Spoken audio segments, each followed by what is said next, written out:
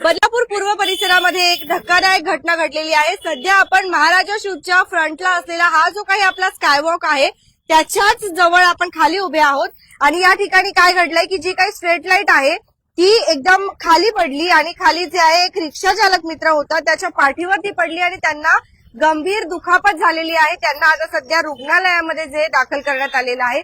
त्यांचे सहकारी आपल्या सोबत आहेत। नेमकं कसा हा प्रकार घडला आपण त्यांच्या मार्फत जाणून घेणार आहोत। जरा नेमकं काय घडलं आणि कधी झालं? आता जस्ट एक 10 मिनिटापूर्वी हा रिक्षा चालक इथे रांगेमध्ये स्कायवॉक खाली जी रिक्षा चालकांची रांग लागते त्या रांगेमध्ये उभा होता आणि तो रिक्षाच्या बाहेर उभा असताना अचानकपणे जो वरचा जो स्ट्रीट लाईट आहे तो कोसळून त्याच्या पाठीमध्ये पडला।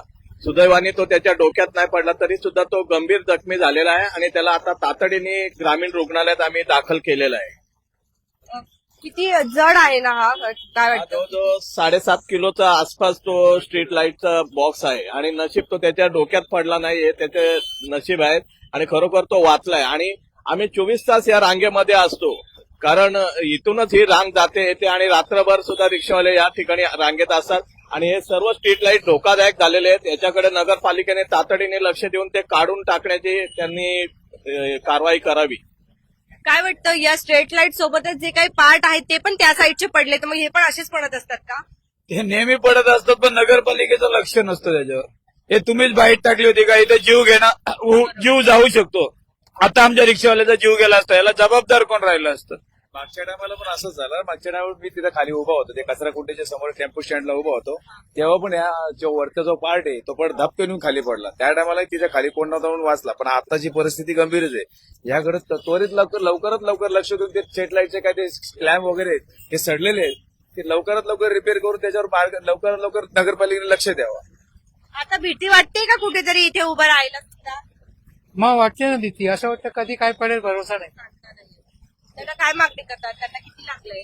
त्यांच्या पाठीला खूप दुखापत झाली आहे। ते आता तुम्हाला व्हिडिओमध्ये दिसेल, आम्ही व्हिडिओ पण दाखवतो। त्याला लागलं जास्त मार, त्यामुळे त्याला तात्काळ दवाखान्यामध्ये घेऊन गेलो। आता तुम्ही काही रिक्षा चालक जे आहेत ते अध्यक्षांकडे वगैरे मागणी करणार आहात का? कारण तुम्ही देखील या ठिकाणी उभे असतात तर तुम्हाला देखील मागणी तर तुम्ही त्यांच्याकडे किती वेळेस केले, पण याचा जर एखादा जर काय झालं, दुखापत झाली का मेला, याला जबाबदार कोण?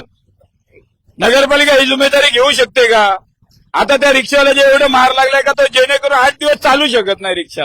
जर त्याचं पोट पाणी त्याच्यावर आहे तर याला जबाबदार कोण? नगरपालिकाच आहे। मग त्याला कोण सांभाळणार 8 दिवस? स्कायवॉकचे जे पण पार्ट आहेत ना ते लवकरात लवकर ते रिपेअरिंगचं जे हे केलं पाहिजे, तयारी केली पाहिजे ना, किंवा लक्ष दिलं पाहिजे त्याच्यावर।